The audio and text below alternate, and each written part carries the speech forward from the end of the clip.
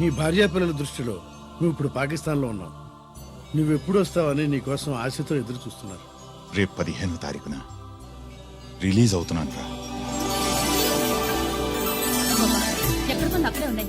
ఆయన వచ్చి టైం అవుతుంది, త్వరగా కానివ్వండి. ఒరేయ్, పొద్దున్నుంచి కడుతున్నావు, ఇంకా కాలేదా? అయిపోయిందమ్మా. త్వరగా కానీ. అలాగేనండి. ఏంటమ్మా అక్కడే ముగ్గేస్తూ కూర్చున్నావు? అక్కడ ఇంకా 3 పనులు ఉన్నాయి, త్వరగా వెళ్ళు. వెళ్తానా అమ్మగారు? ఏ పనులు చెప్పలేదు. ఏమే సుబ్బు, నీకు తెలీదా? అదేంటి నా మొహం చూస్తూ నిలబడ్డావు? త్వరగా కానీ.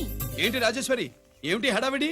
ఏదైనా పండగ? ఒక రకంగా పండగేరా. అర్థం కాలేదు గాని ఇంకో రకంగా చెప్పు. మీ నాన్నగారు వస్తున్నారా? ఏంటి, నాన్న వస్తున్నాడా? అవునరా, మీ నాన్నగారు తలుచుకుంటున్నట్టున్నారా?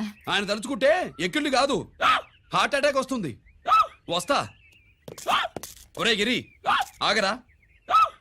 హలో అన్నగారు, మీ ముద్దుల నాన్నగారిని చూడ్డానికి వచ్చేసారన్నమాట. ఏమిట్రా నువ్వు? అంత దూరం నుంచి నేను వస్తే నువ్వేంటి ఇక్కడున్న వాడివి బయటికి వెళ్ళిపోతున్నావు? ఆయన రాగానే నన్ను చూశారనుకో తేడా వస్తుంది, నీకా ఆయనకా ఇద్దరికి. అందుకే బయటికి పోతున్నా, వస్తా. గిరి, ఏమిటమ్మా వీడు? 14 ఏళ్ల క్రితం నాన్నగారే ఇంకా వాడి మనసులో ఉన్నట్టున్నారా?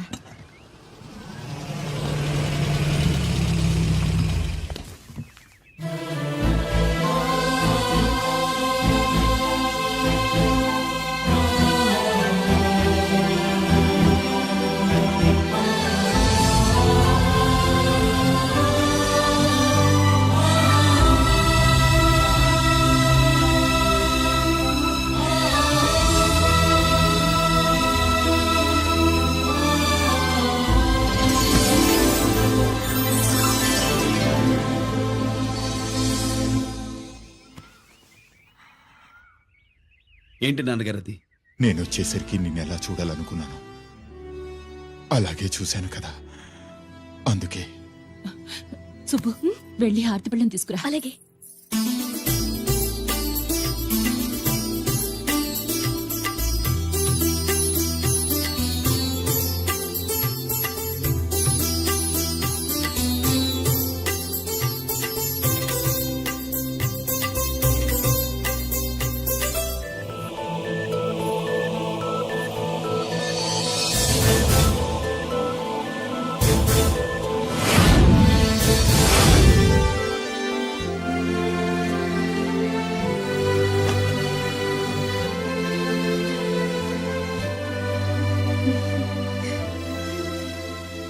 నువ్వు నువ్వు నువ్వు నువ్వు నువ్వు అంటూ నచ్చుకునేంటి బావా? నా కూతురు సుబ్బలక్ష్మి. పక్కన గిరుండాలే. ఏడివాడు? మీరొస్తున్నారని కొబ్బరికాయ కొట్టడానికి గుడికెళ్ళాడండి. అలాగా, వాణ్ణి చూడాలి. పద, గుడికి వెళ్దాం. పందెం ఏంటో తెలుసుగా? ఒకే గోలీతో ఒకే ఛాన్స్ లో కుండని పగలగొడితే కుండకి 100. ఓకేనా? ఓకే గాని అన్నా, ఈసారేంటి కప్పులు వదిలేసి డబ్బుల మీద పడ్డావు?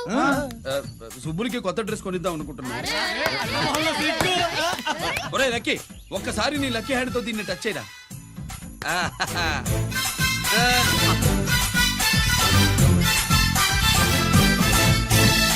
అదేంటి నోట్లో వేసుకున్నాడు? అదే గిరన్న స్పెషాలిటీ.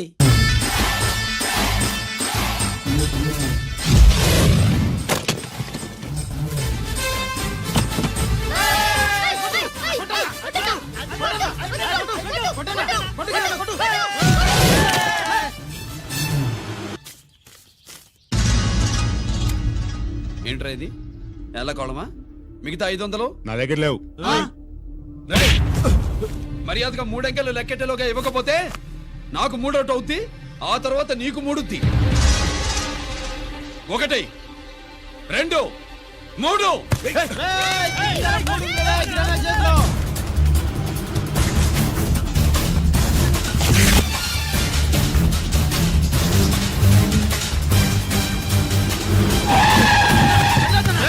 ఎక్కడికి పారిపోతున్నావు? దొరికావు. తీరా డబ్బు తీ బయటికి. 500 బయటికి తీరా, నరికేస్తా.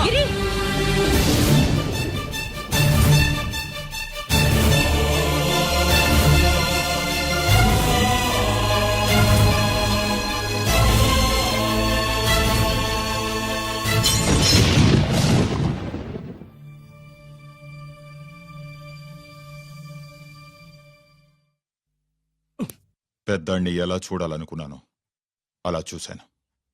వీణ్ణి ఎలా చూడకూడదనుకున్నానో అలాగే చూశాను. ఏం చేసావురా? నేనేం చేయలా, ఈయనే మొత్తం చెడగొట్టాడు. ఈ రోజు ఈయన వల్ల 500 లాసు. చూసావా, 500కి ఇచ్చిన విలువ కూడా నాకు ఇవ్వట్లేదు. విలువల గురించి మీరు మాట్లాడద్దు. 14 ఏళ్ళు ఎక్కడున్నారో తెలియదు. ఉత్తరాలు లేవు, ఫోన్ పలకరింపులు లేవు. ఎట్లా ఉంటారా? మీ నాన్న ఏమన్నా జైల్లో ఉన్నా ఖైదీ అనుకుంటున్నావా? సెల్ ఫోన్లు ఏమి సప్లై చేయడానికి? పాకిస్తాన్ యుద్ధ ఖైదీ. వీడింతే, మారడు. మీరు మారారా? ఆ ఎక్స్ట్రాలే వద్దనేది. ఎగస్ట్రాగా పుట్టినోడని కదా, ఎగస్ట్రాలే ఉంటాయి. ఏంట్రా గిరి, మాటకు మాట అని నాన్నగారికి కోపం తెప్పిస్తావు? నేను ముందే చెప్పాగా, రాగానే నాతో పెట్టుకుంటాడని. నా దృష్టిలో కుటుంబం అంటే మీరు ముగ్గురే. మీరు హ్యాపీగా ఉండండి. తప్పుకో, పెద్ద చూపొచ్చాడు. దమ్ముంటే నాతో గెలు. పందరికి రెడీయా? రెడీయే. పందెం ఏంటో? ఈ సోడాని ఓపెనర్ తో పని లేకుండా చేత్తో ఓపెన్ చేసి ఎత్తిన సోడా దించకుండా గడగడా తాగేయాలి. తాగితే 200 ఇస్తా. అంతొద్దు, ఇంకో మాట చెప్పు. 500 ఇస్తా. అయితే ఓకే. అవునరా, లక్కీ గాడు ఎక్కడా? ఇంకా రాలేదన్నా. అన్నగిరిన లక్కీ వాళ్ళ అమ్మ నాన్న ముగ్గురు చచ్చిపోయారన్నా. అందరూ పురుగుల మందు తాగేశారన్నా.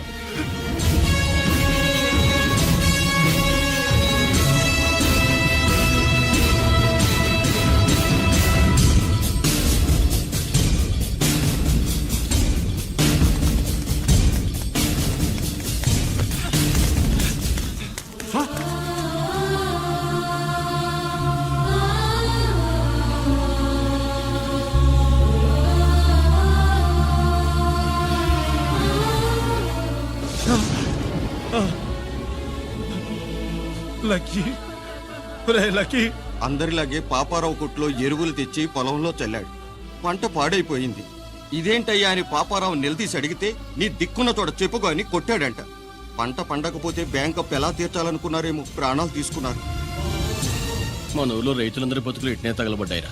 ఆ పాపారావు గాడు కల్తీ ఎరువులు అమ్మినంత కాలం మనం ఇలాంటి చావుల్ని చూడాల్సిందేరా. వాళ్ళు పోవటమే కాకుండా అనవసరంగా పసిపిల్లాన్ని కూడా తీసుకుపోయారు.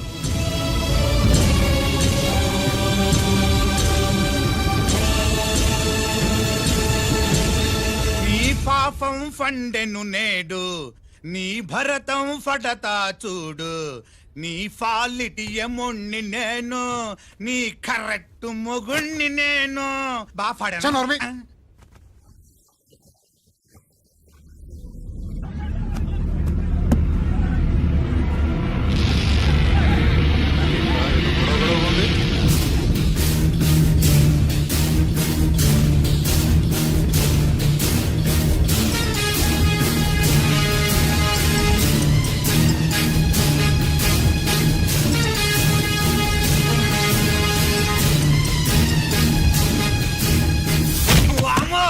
ఈ పగిలిపోయింది. అమ్మా,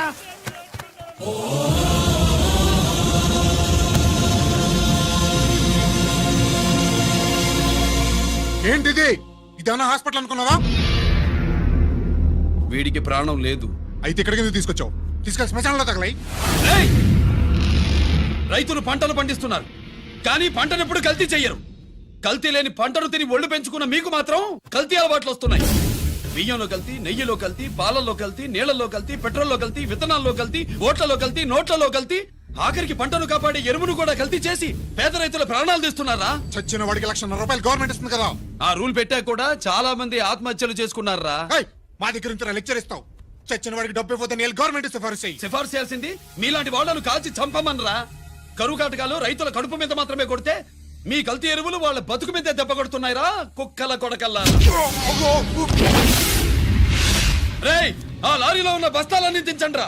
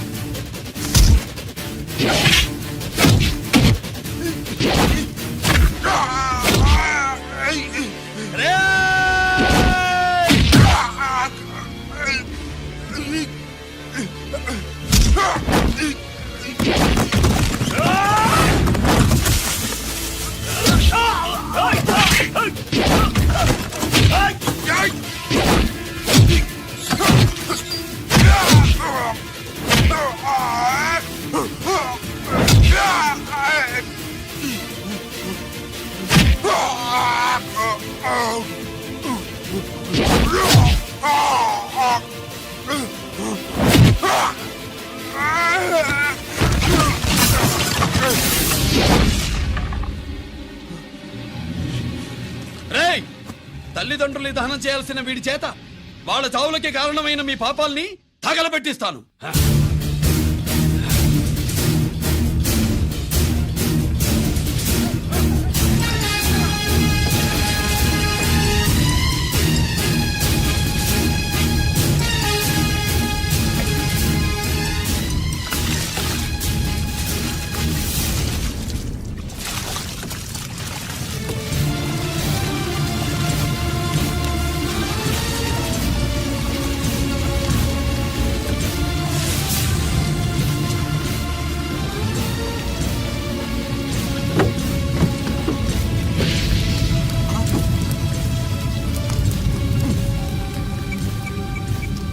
పోలీస్ స్టేషన్.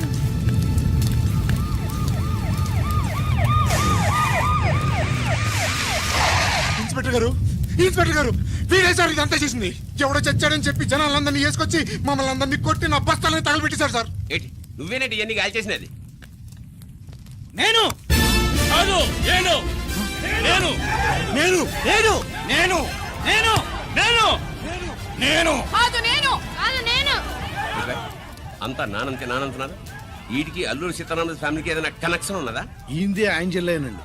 అయినా మనకెందుకు సార్, నేనంటే నేనని ఇంతమంది అంటున్నారు. మన స్టేషన్లో 2 సెల్సే ఉన్నాయి. షార్ట్ సర్క్యూట్ అయిందని రాసుకుని కేసు మూసేద్దాం. నేను ఐడియా అడిగినా అడుగుతారని చెప్పామండి. అంటే నాకు ఒరిజినల్ గా ఐడియాలు రావనే?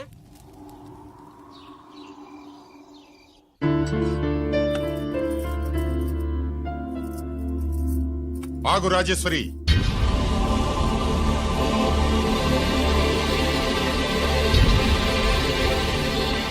నా ప్రశ్నలకి సమాధానం చెబితేనే ఈ రోజు వాడు అన్నం తినాలి. ఎలా కనపడుతున్నాను మీకు?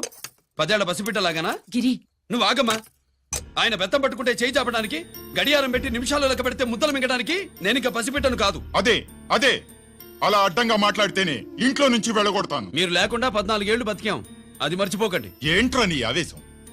జనాన్ని పోగేసుకెళ్ళి అరుంధతి ఫెర్టిలైజర్స్ ని ఎందుకు తగలబెట్టావరా? పాపారావుని తగలబెట్టడం బాగోదు గనుక. చూసావా, చిన్నప్పుడు కత్తి దొరుకుంటే చంపేసేవాణ్ణన్నాడు. ఇప్పుడు తగలబెట్టడం బాగోదు గనక వదిలేశానంటున్నాడు. వీడిలో మనిషి కాదు, హంతకుడున్నాడు. తప్పు చేసిన వాడిని చంపిన రాముణ్ణి, కృష్ణుణ్ణి దేవుళ్ళగా ఈ దేశంలో కొలుస్తున్నప్పుడు, తప్పు చేసిన వాడిని వర్గశత్రువుగా నరికేస్తున్న తీవ్రవాదులతో ప్రభుత్వం సంధి సంభాషణలు చేస్తున్నప్పుడు, ఒక రైతు కుటుంబం చావుకి కారణమైన పాపారావు మీద నేను తిరగబడితే తప్ప? నువ్వెవడివిరా తిరగబడ్డానికి? పోలీసువా? ఆ పోలీసులే మాకు రక్షణ కల్పించండి బాబోయ్ అని రోడ్డు మీద ఊరేగింపులు చేస్తున్నారు. పోలీసులు వచ్చినప్పుడు నీ టైం బాగుండి నేరం మేమే చేశామని జనం ఒప్పుకున్నారు గనక నువ్వు తప్పించుకున్నావు. లేకపోతే ఈ పాటికి ఇక్కడ కాదు, కట్టకటాల వెనకుండేవాడి. బాగా గుర్తు చేశారు. అసలు ఈ ఇంటికంటే నాకు జైలే బెటరు. ఏంట్రా ఆ మాటలు? లేకపోతే ఏంటమ్మా, గడ్డి తింటున్న పశువును కూడా మనిషి అదిరించాడు. అటువంటిది అన్నం తింటున్న నన్ను? గిరి, గిరి,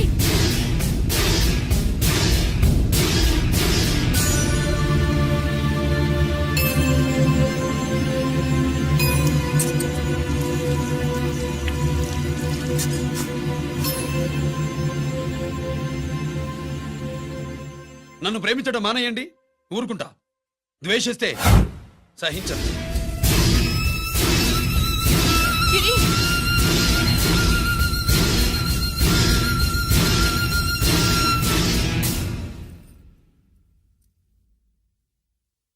వాడిలా అయిపోయాడేంటే? వాడన్న మాటలు ప్రశాంతంగా కూర్చుని ఆలోచించండి, మీకే తెలుస్తుంది. రే కోటిగా, ఆ తగలబెట్టిన వాడి పేరేమిటి? ఆడి పేరు గిరి నాన్న. మన బ్యాంక్ చైర్మన్ ఎన్కౌంటర్ లో చంపాడే ఏసీపీ రంజిత్ కుమార్, వాడు తమ్ముడీడు. Thank you. ఏమండి, మన రంజిత్ అండి. మనం డబ్బు డిపాజిట్ చేసుకున్న బ్యాంకు బోర్డు తిప్పేస్తే ప్రభుత్వం పట్టించుకోలేదు. మన బతుకులు వీధులు పడితే మన గోడు వినిపించుకోలేదు. అలాంటి పరిస్థితుల్లో బ్యాంక్ చైర్మన్ అక్రమంగా దాచుకున్న లంచం డబ్బును మనందరికీ సమానంగా పంచిచ్చిన ఆఫీసరు శ్రీ రంజిత్ కుమార్ గారు. ఆయనకు చేతులెత్తి నమస్కరిస్తున్నాను. రంజిత్ కుమార్ గారి లాగా అందరూ తమ బాధ్యతను గుర్తించి సక్రమంగా నిర్వహిస్తే మన దేశం ఎంతో పురోభివృద్ధిని సాధిస్తుంది. జీతాలు తీసుకోవటమే మన డ్యూటీ అనుకునే వాళ్ళు కోకొలలుగా ఉన్న ఈ రోజుల్లో తన డ్యూటీని సక్రమంగా నిర్వహించిన నిజమైన ఆఫీసరు మన రంజిత్ కుమార్ గారు. ఆయన చేసిన ఈ సహాయం అంధకారంలో ఉన్న ఎన్నో కుటుంబాల్లో వెలుగునింపారు. ఇప్పుడు వాలంటీర్ స్వాతి మాట్లాడండి.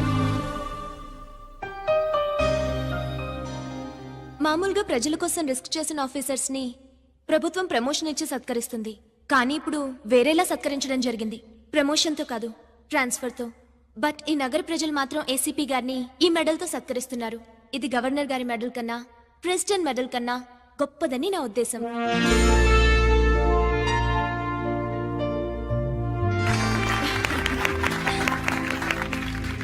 ఏమండి, మీది ప్రెసిడెంట్ ఆఫ్ ఇండియా మెడల్ ఉండాలి కదా, అది ఎక్కడుంది? అది లేదు రాజేశ్వరి, ఏమైందండి? పోయింది, పోగొట్టుకున్నాను. అదేమిటండి అంత విలువైన మెడలు?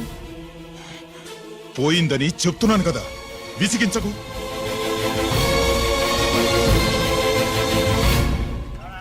ఇదిగో ఏంటి బావా, నీ వెండి కప్పులన్నీ కరిగిస్తున్నావు? నా కాళ్ళకి వెండి పట్టీలు చేస్తున్నావా? కాదు, మరి దేనికోసం?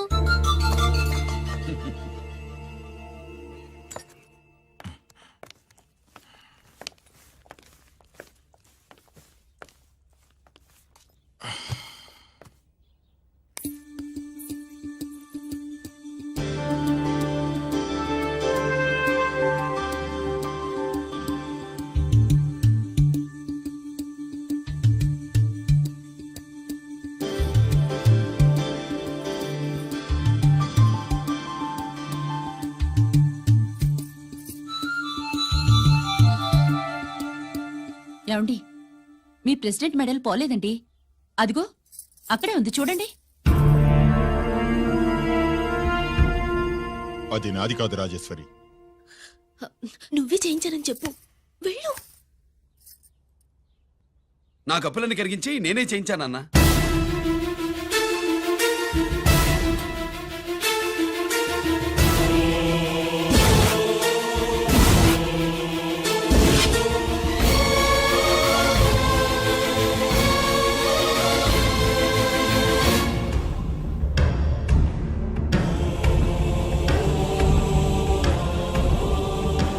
Mr. Chakravarti, surrender all your medals, including the President's Gallantry Award.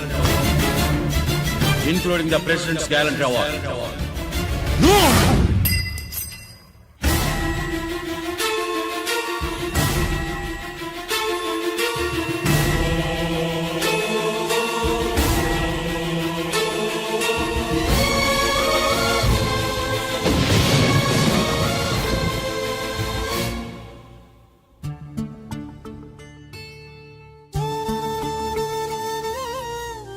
గిరి,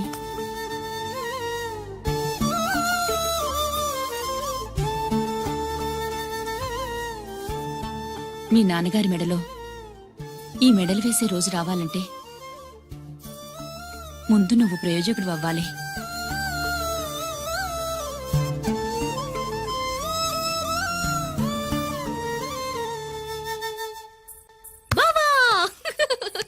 ఏంటి బావా, ఆ. నువ్వు ఈ టిఫిన్ సెంటర్ కంటే బట్టల షాప్ పెట్టుంటే బాగుండేది. ఏ బట్టల షాప్ అయితే రోజుకో చీర కట్టుకుందామనా? ఇదిగో, ఏ పని చేయకపోతే తప్పు గాని ఏదో ఓ పని చేయడం గొప్పేనే. సోతా ఉండు, త్వరలో తిని 5 నక్షత్రాల హోటల్ చేస్తాను. బావా, నీ ఫస్ట్ టైం రిబ్బన్ కొస్తున్నందుకు చాలా ఆనందంగా ఉంది. కావాలంటే ఈ రిబ్బన్ లో ముక్క కోసుకుని నీ జడలో పెట్టుకోగాని హోటల్ ఓపెనింగ్ చేసేది మాత్రం నువ్వు కాదు. రంజితాన్ని వచ్చేసాడు. స్వాతి,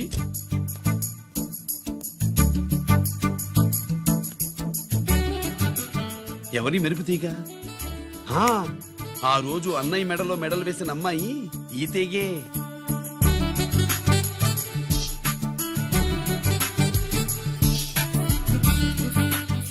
రా అన్నయ్య. ఏం శుభులు, బాగున్నావా? బాగున్నాను. గిరి, స్వాతి. హాయ్. ఒరే అన్నయ్య, కత్తిలా ఉంది నీ నవ్వా? షో, టైం అవుతుంది, ముందు రిబ్బన్ కట్టింగ్. పద.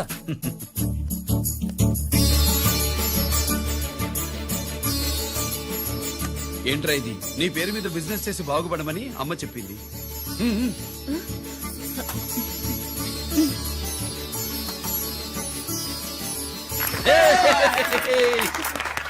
అమ్మ ఎక్కడ? రాలేదా?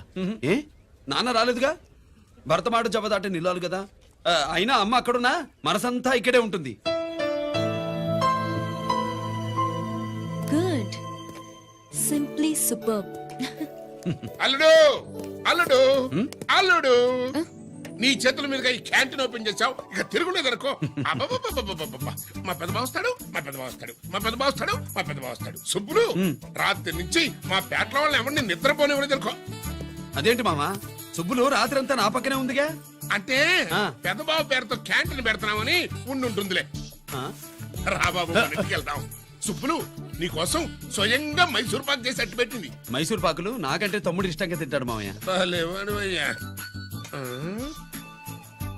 ఎవరు కస్టమరా? అన్నయ్యకి లైఫ్ లో లెఫ్ట్, ఇక దీన్ని నాకు వదిలేయడం రైట్. ఇదిగో అమ్మాయి, టైం బాగాలేదు, మనం వెళ్ళిపోదాం పద. ఇక్కడ నాకు చాలా పనుంది, నువ్వు వెళ్ళు. ఏంటా పని? నీళ్లు తోడాలా, దోశ వేయాలా, బోని చేయాలా, ఇంకా ఇంకా రాత్రి నుంచి పని చేసి పెట్టినందుకు ఈ రాత్రికి బాబు నాకు మంచి బహుమతి ఇస్తానన్నాడు. ఏంటది?